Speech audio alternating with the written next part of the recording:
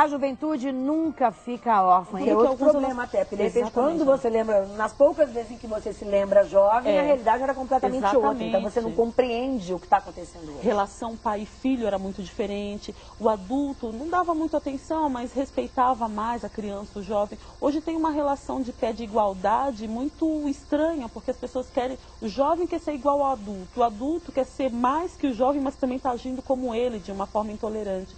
Então é isso que eu coloquei no livro. E essa frase, né, que você fala, órfãos de pais vivos, né, isso é muito sério. Você sentiu nessa tua realidade que isso está acontecendo demais. O que eu vejo que é interessante a gente enfatizar é que quando eu comecei esse trabalho, eu não peguei um número de perguntas e fui a campo para entrevistar, não. Eu comecei, nem tinha pretensão nenhuma de lançar livro, né? Nem imaginava, não tem nada a ver com a minha área profissional. Você foi como um trabalho voluntário, alguém até te indicou para trabalhar com jovens. Exatamente, nem sabia que tinha o dom ou o talento para trabalhar. E aí começando a entender por que determinado adolescente age de determinada forma, porque um parece mais rebelde, outro é mais quietinho. Então eu fui conhecendo um pouquinho mais, conhecendo as famílias também, que isso é muito importante. As pessoas veem um retrato do adolescente ou do jovem e pensam que aquilo é uma questão isolada. Mas o que está por trás desse jovem? Ele nasceu assim. No DNA tem alguma coisa que não está legal. Mas não é assim, o jovem sempre vê um modelo. E por que eu falo que essa questão de relacionamento pais e filhos não se restringe a isso? Porque eu não sendo mãe, você não sendo mãe também, você pode ter um adolescente junto com você, que ele precisa de um abraço, às vezes, e não de faça isso, faça aquilo, tanto faça ou não faça. Verdade, tanta gente querendo mandar. E ele nem sabe o que ele está querendo, como que ele vai entender o que você está falando se ele não sabe o que ele quer, né?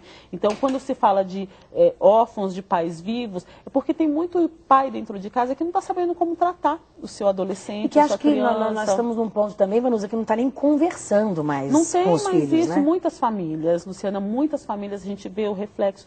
Quando você escuta um jovem falando assim, vira para você, e os meus bate-papos é bem na calçada, em horas descontraídas, que eles revelam alguma coisa. Porque também não adianta chegar e perguntar, por que você é assim? Ele não vai te responder. Ah, eu sou assim porque eu sou assim. E fala daquele jeitão todo.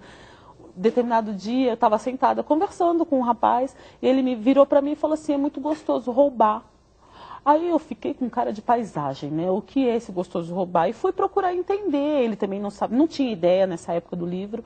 E aí ele começou a falar que era gostoso roubar por ver o pavor na cara da pessoa, desse jeito. Da vítima. Da vítima. Não era pelo celular, pelo tênis ou pelo objeto que ele estava levando. Ele queria ver o pavor na cara do rapaz. Daí eu já liguei o alerta, né? Eu falei, tem alguma coisa estranha por trás.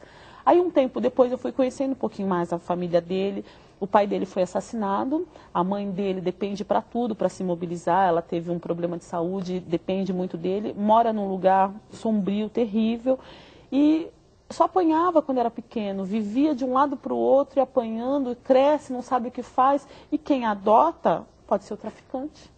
Pode ser a prostituta, pode ser qualquer pessoa aí fora pode adotar. E hoje os traficantes são bons para ser pais, né? Então, essa é uma questão muito delicada. Se ele não tem uma referência de adulto, não é só em casa, mas uma referência, um modelo de adulto, ele vai seguir aquele que está sendo modelo para ele.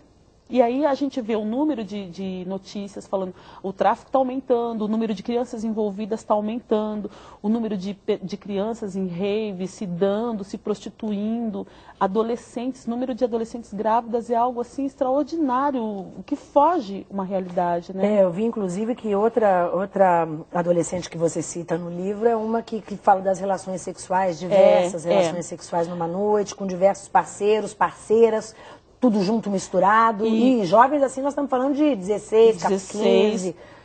Esse casal foi um dia que foi dar uma palestra num curso de casais, né? E aí terminou o momento da gente conversar, eles vieram falar comigo, ele 19 e ela 17 anos.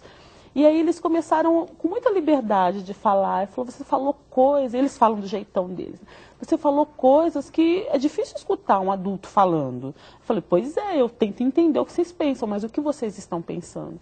Aí entrou nessa conversa de sexo, de ter relacionamento. Eles têm na época, tinha 9 meses a filhinha. E aí ele começou a falar dessa questão de relacionamento, de ter parceiros, adolescentes de 14 anos entrando no motel com grupos, que eles se escondem no porta-mala do carro, vão 2 adultos na frente e entram para usar droga, para ter relacionamento lá dentro. E o rapaz de 19 anos falou, muitos pais pensam que a filha está no shopping. Pensa que saiu, está na casa da amiga e não faz ideia que quando ela chega em casa, não olha no olho, né, Luciana, para saber, realmente você estava fazendo o que você me falou? Não conhece o filho. E por quê? Está faltando tempo? A saída da mãe de casa, você acha que contribui para essa transformação e para essa questão da orfandade de pais vivos? Tudo que eu vou te falar é como eu estou me colocando como um porta-voz daquilo que eu senti nos jovens. Não é porque eu sou mestre em nada disso, tá? Mas um jovem, ele começou a entrar no mundo das drogas porque durante muito tempo ele esperou que a mãe correspondesse ao que ela prometia. Ela falava, filha, a gente no final de semana vai passear, ele e o irmão. O pai foi assassinado e é só ela que supria as necessidades da casa.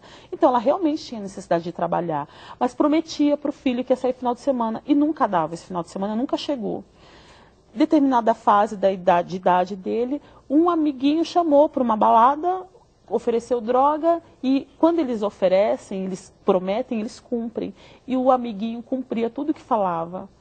Infelizmente, ele entrou no mundo das drogas e, assim, está numa situação bastante delicada, porque o tráfico oferece uma série de coisas, né? Em casa ele não tem, o relacionamento em casa é péssimo.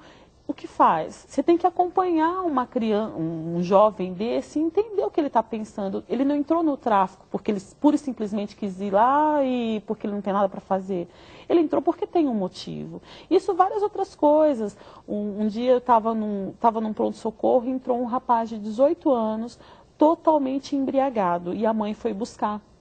Aí o médico, para o meu espanto, o médico falou, isso é normal da idade, isso é muito recente, nem tem isso no livro. Eu fico assim, como assim, que é normal para a idade?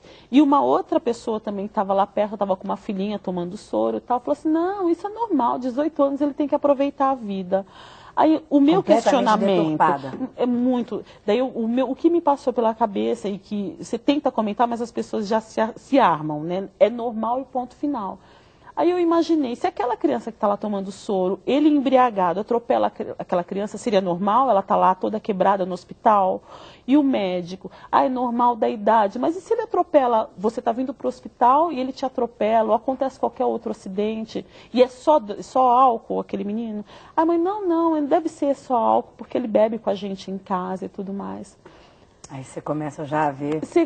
Por que o menino foi para seguiu essa trilha, né, Luciana? Esse menino e vários outros adolescentes, por que eles estão buscando uma série de coisas e não tem limite? Vai buscando.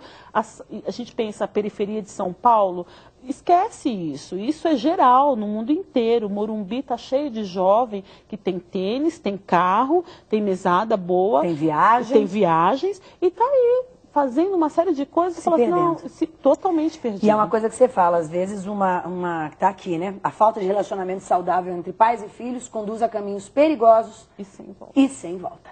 A gente vai para o intervalo, mas volta para falar mais sobre esse assunto e se você vislumbra alguma solução aí para isso, né? Que assusta todos nós, como também você disse, não só para quem é pai, né? Toda a sociedade que acaba sendo vítima e vitimando essas crianças e esses adolescentes. Até já.